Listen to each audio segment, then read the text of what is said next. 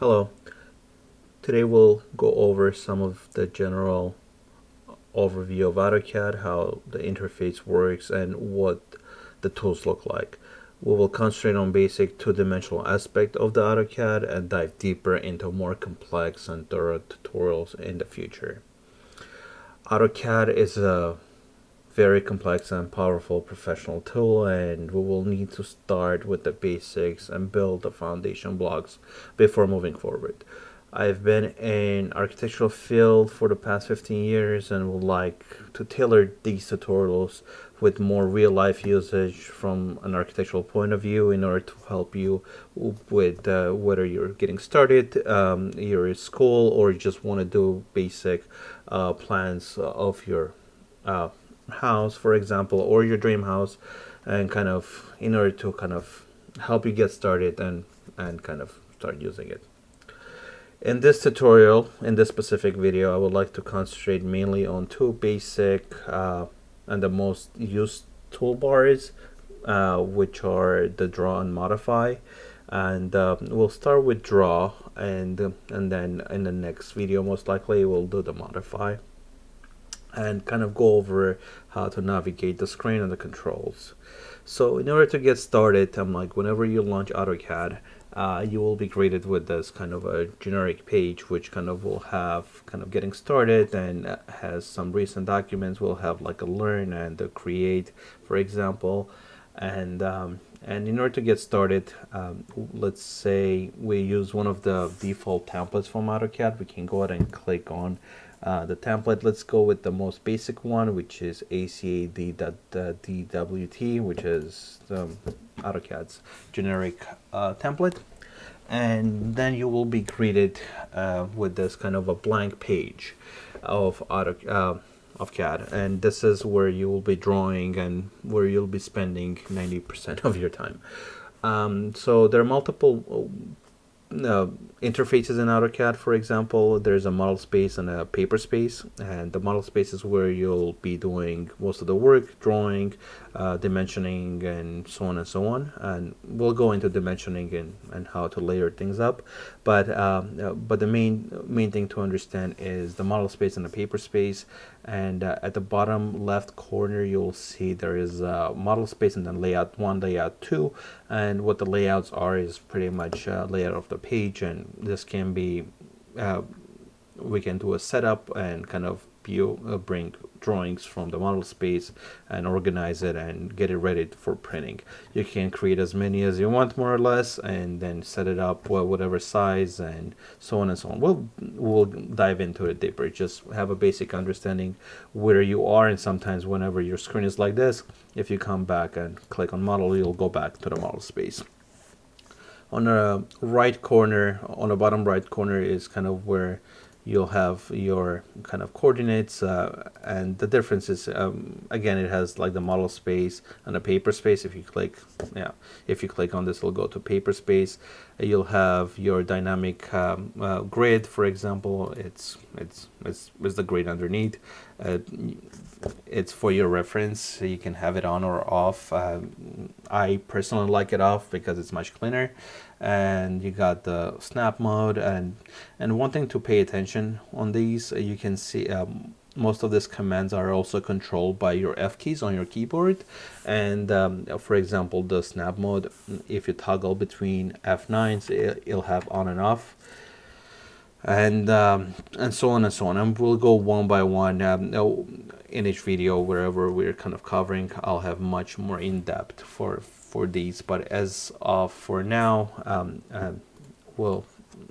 it's just for you to kind of understand the basic understanding where things are. One of the main things will be your command toolbar, which is this. Usually whenever you just install AutoCAD, you will have it kind of floating. You can either have it floating, you can dock it up. If you dock it up, you'll kind of see more. You can scale it to a different size to see more lines. You can scroll up and down. And pretty much everything you do, every command you do, it's being recorded, and you can go back, kind of view it. Or another thing is to pay attention, because you will have inner commands within the commands in order to kind of to complete your task, whatever you're trying to do. And we'll go through some of the examples whenever we're going through the toolbar. And the main thing is your ribbon, or the main toolbar at the. And AutoCAD has renamed it into ribbon, because it is ribbonish. And over here is pretty much most of your tools that you're going to need for drawing or managing your file, your drawing, and so on. Home is pretty much a consolidation of the most used items, or the most used. And it'll be different for other people with other different versions of AutoCAD. For example, the basic AutoCAD will not have like walls, doors, windows section, for example, because that's primarily for the architectural. There are different types like AutoCAD electrical, mechanical, AutoCAD basic, AutoCAD LT, and more or less whatever we will be covering in this drawings, in this tutorials, will be tailored for architectural. But as a foundation and the ecosystem of AutoCAD, they're very similar. The most all the commands, if not most of the commands, most of the commands, or not all the commands, are the same. So whether you're using Mac or a PC, will be the same. Primarily, there are not really many commands that use control, but the difference would be, instead of control, will be command versus so on. But even copy paste, you're not going to be using control or command C and control or command V in our pasting. We'll go over that. And as far as the versions are concerned, each year AutoCAD is being released a new version with a little bit more refined, whether it's the visuals or things work a little bit better, but in general it's the same thing repackaged with a little bit of extra sauce. So whether you're using 2022, 2021, 2020, most of the commands are going to be the same, especially the basic commands are going to be the same. So with so that's pretty much the basics. And then for the ribbon, there are different ones for different parts of the commands. Like while annotating the drawings, you'll be on the annotation, rendering, view, manage the drawing, so on and so on, vision. And we will cover all of this in a future videos. But I would like to concentrate primarily on the home and the basic and the 2D commands and tools that AutoCAD offers in order to get it started. So the drawings of AutoCAD is in a model space. It's an infinite space. You can scroll out and scroll in as much as you want, and of course at some point you will need to regenerate in order to kind of use up your memory. But how it works, it's just like any other space. It uses X, Y, and Z coordinates, and this and X, Y, it's pretty much where the 0, 0, 0, X 0, Y 0, and Z directionally where the 0, 0 command is. And when you're starting to draw, you want to be at that coordinates, especially if you're doing floor plans or so on, you want to be as close as to 0, if not at one of the parts of the drawings touching 0, because that will keep you grounded and actually be will be much more manageable when we further dive into XREFing drawings and overlaying drawings on top of each other. You want it to be in a same space, which in order to keep accuracy and so on. So so in order to start, let's start with line. There's multiple ways of doing lines, and you will find it under draw command over here. And there are multiple ways of starting a command. You can either use a mouse by coming to a ribbon and actually clicking on it, or you can type in the command in the command prompt. So the command prompt and the commands are very similar. For example, they're usually commands that are shortened for line. The default is L For polyline would be PL. It's usually the first 2 or 3 letters of the command itself, and any kind of that's how the abbreviation of the commands work. Of course, you can go ahead and customize all of that, which we'll go over that in a future videos. But in order to get started, if you go to and I'll have this link below, we do have all the commands that and the shortcuts that you can reference to and learn, and learning will be primarily by just the experience of using it and just reusing it until you just kind of it'll be just engraved in your memory. So in order to start a line command, you can either come and click over here, which will you can see at the bottom right, it will indicate that you're inside of a line. Just go ahead and put escape, for example, or you can type in L and I'll bring the line command over here, or you can type in the word line, and again I'll bring up the line, and at the moment you press either spacebar or enter. The spacebar, it kind of acts as an enter button, and it's much more useful and easier and faster for workflow. I personally prefer to use commands and a mouse versus going up at the ribbon, kind of in order to using one hand on a keyboard and one hand on a mouse makes it faster. But as you're learning, I think having an overall knowledge of how to get to the same command from multiple points of view is it's never hurtful. So while we're in line command, it's specifying your first point. So you can go ahead and click anywhere, for example, and then it will ask you for the next point, right? So you can go ahead and click over here, and then the third point, and so on and so on. It'll ask you as many times until you either want to close it, or you can just go ahead and press spacebar, and it will kind of exit out. So, but this is kind of in the middle of nowhere, and as you can see, we just did 2 lines, right? And they're not joined together, for example. And that's a perspective to kind of keep in mind between the line and the polyline.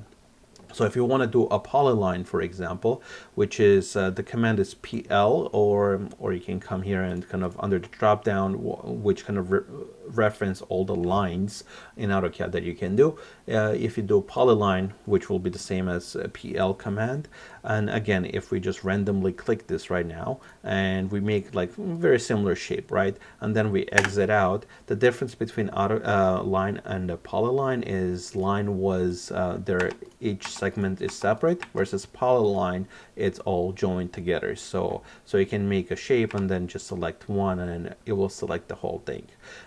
You can go ahead and convert lines into polylines, and polylines you can go ahead and export it and separate them, of course, and that's for the future lessons and so on.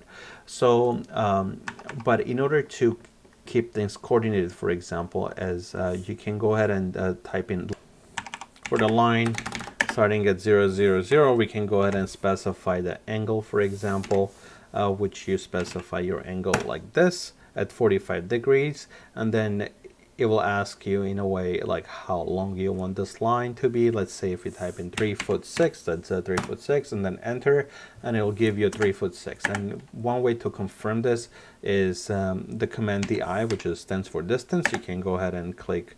It will ask you for the first point and then the second point, and then you can see at a distance over here will be 3'6". One thing to note is AutoCAD has another thing which is called where is it? There you go. DIN mode, and usually it'll be on, and this is something that they have added. So if we do, which is kind of a more of a helping guide for you as a user, while you're drawing the line, it actually indicates the angle of it and the distance, for example, that you have right now. But usually you do know your angles, and you do know your distances that you want to draw. So you would not be just kind of free freehanding it. So for example, if you want to draw, oh, another thing is right now it's kind of very open, and by clicking F8 will actually indicate, as you can see, every time I toggle on and off, it will turn on the ortho mode, which is F8, and what does ortho mode do is it actually locks in at 90-degree intervals. So the 0 line at X, or 90, 180, and so on. So this will kind of verifies that you'll be making a straight line versus it being slightly crooked. So by having the ortho on, for example, you can go ahead and indicate how far you want it, right? So if you want 1'6" line, for example, you can type in 1'6", enter, and it will give you a 1'6" line. And if you want to do it with the same thing with the polyline, for example, you can go ahead and, instead of starting with 0, you can, for example, you can kind of attach it to this drawing. So whenever you get closer to any of the joints of lines and so on, or circles, or any kind of geometry, you will be kind of greeted by this yellow markers, which is a square, and a triangle, which indicates it's a center line instead of and the square indicates it's a end line, for example, or end point. So by clicking on it, you don't need to be right on top in order for it to snap into it. So from here, if I click on it while the like the green square is highlighted, it will actually snap onto it. So from there, you can kind of draw more lines. For example, 6 feet, for example. Ooh, it got big now. Okay, so this kind of leads me for another zooming in, zooming out, and kind of selecting kind of commands here.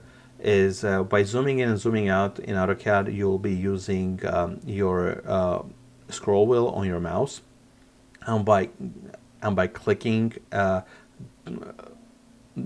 scroll wheel, you can kind of pan within the drawings. Like you can zoom in, zoom out, pan.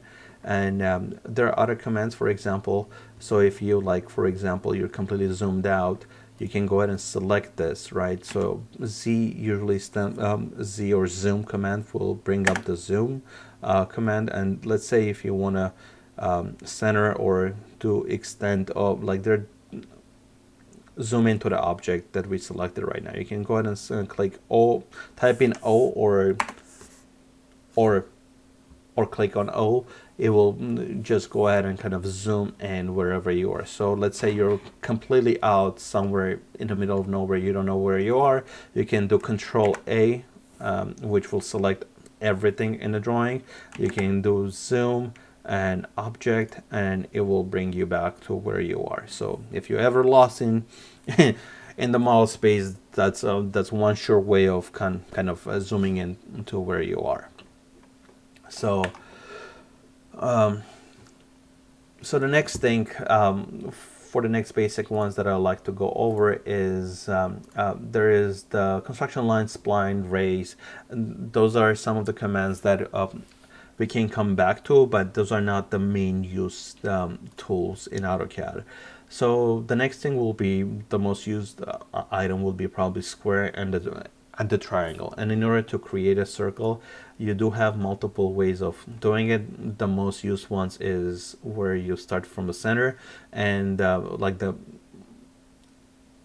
and then you can kind of do with the radius or the diameter, for example.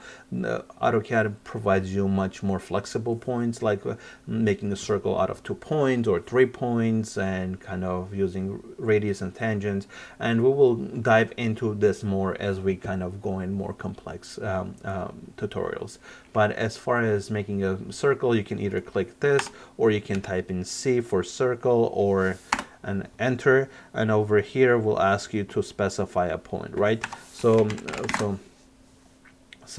let's say randomly we just put it here, and over here we'll ask you for the radius.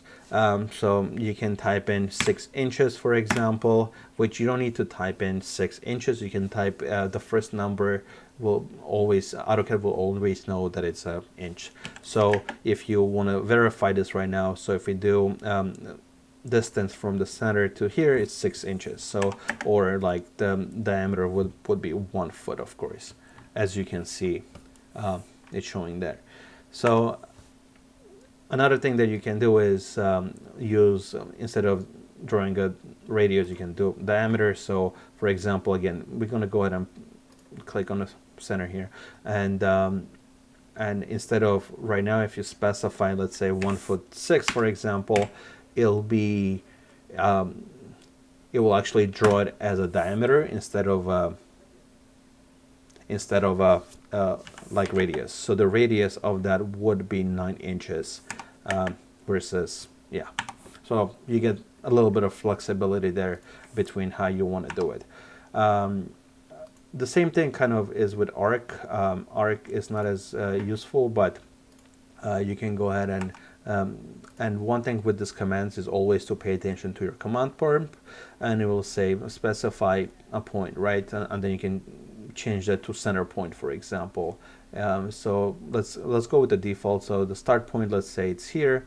Let's say it's here, and then it's asking you for the second point, and then this will kind of and then you kind of get a third point, which will kind of give you an arc to whatever it is. Drawing it like out in a blank makes no sense, and there are some instances that you'll be using, and we'll go over some more real life instances, but just want to demonstrate how basic kind of how you would be navigating within the commands. And the same thing with the square or the rectangle tool, and you can choose polygons and so on and so on. So, for as basic as a rectangle, for example, if you click on rectangle, again, if you it says select the first corner point. Let's say we choose circle point, and then we can go ahead and say you can either draw it by area, rotation, or dimensions. Honestly, you just will probably most likely always be drawing with dimensions, and you can go and click dimensions, and will ask you to specify the length of the dimensions. Let's say it is 14 inches, 14 inches by 2'3" for the width. And by clicking enter, you'll still be inside of a command, and it'll just ask you, because it doesn't know, like, how do you want to place this. So you can go ahead and place this, and that's where, and then it will just kind of draw it out. So you don't have to like do line or polyline like this direction, this direction, this direction, this direction, or close it off later on. And that's another thing. Would like to go to the polyline, for example, if you would like to kind of draw something like this. So you would want to do, you also want to specify to make sure your ortho is on. And let's go ahead and turn off this thin mode, because I'm not a big fan of it. And we can type in like 12 inches for a foot, for example, 24 inches, and then go this direction, again 12 inches, and then the last one you can either type in 12 again, or you can go ahead and as one of the options for the command is close, or type in C, for example, which is highlighted with the blue letter, and then press space, and it will go ahead and kind of close this rectangle for you, whether it's a rectangle or a square or so on.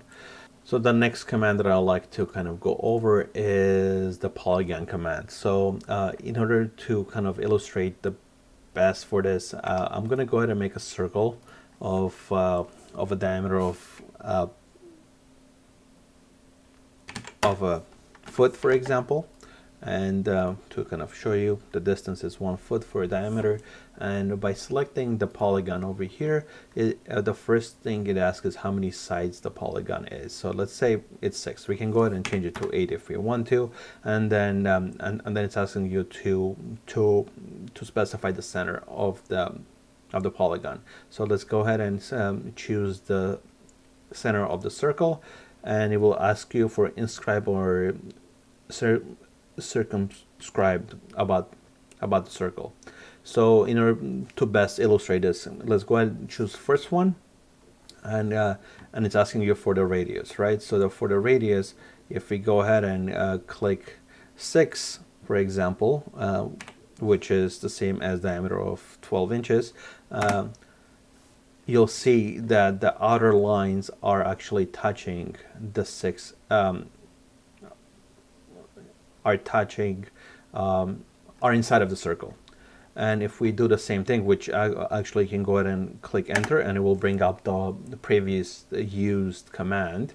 And again, let's keep it at 8, and we'll go ahead and circle. And instead of inscribe, we're going to go ahead and do circumscribe, and radius of, again, 6 inches. And you'll notice that what it did was the circle is inside of the polygon versus outside of the polygon. And those are two differences between those. The next thing that I would like to kind of dive into is the multiple points and divide and measure, which is not as divide is going to be much more used than the measure. But in order to point out points, in order to bring up a point, you can just type in point and kind of make points anywhere, everywhere, wherever you want it. In order to be visually much more, in order for you to see it better, you can type in one of the commands is p-type, and this will kind of, it's still going to be a point. It's just you can go ahead and it'll make it much easier for you to see the points instead of just having a point. So so in order to illustrate that, I like to make just kind of two random length lines over here.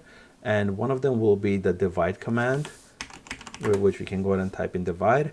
And when you select the line or polyline or anything else, it will ask you how many segments you want. So let's say we want to divide into 3 equal segments, right? So we type in 3, enter, and it will divide this, or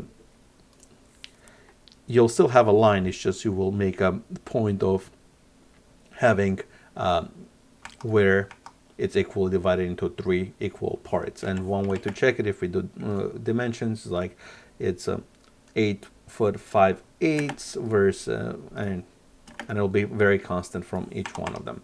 The measure, for the measure, the difference is over here. You can go ahead and select it, and instead of asking you how many segments, it's asking you how, what is the length of the segment. So let's say we want to divide it for each 6 inches of segments, right? So by typing 6, enter, what it does is it will divide 6 inches all the way through. If it was a round number, of course it would have done the last one as 6 inches, but since it was such a random length, the last one is just 5 inches instead of 6. But all the other ones will be 6 inches starting from the beginning of the line. For the ellipses, very similar to the circle command, you have the default one where you when you can start from the center and then pick the other 2 points, or you can just have the 3 points and will find the center point, or you can make an arc ellipse. But one of the main the most used ones are going to be the center ellipse. So you can go ahead and click that center ellipse. Let's go ahead and select the center of this again, and then it will ask you for the end point, which is here, and then this will kind of give you the distance. So you either can click on something, or you can go ahead and, let's say, click this, and that's how you will make an ellipse. You don't usually make ellipses as much as like, let's say, arcs between 2 lines, or like filleting lines on chamfering, which we'll go into later on.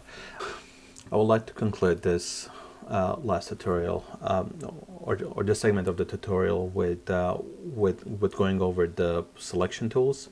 And there are multiple ways of selecting in AutoCAD. For example, with the mouse, you can select one at a time, and it will just remember, and you don't need to hold the shift button or anything. You can go ahead and select as many, or one by one, and then you can just, and it will just remember it in a selection until you click the command, or you can go ahead and do an escape.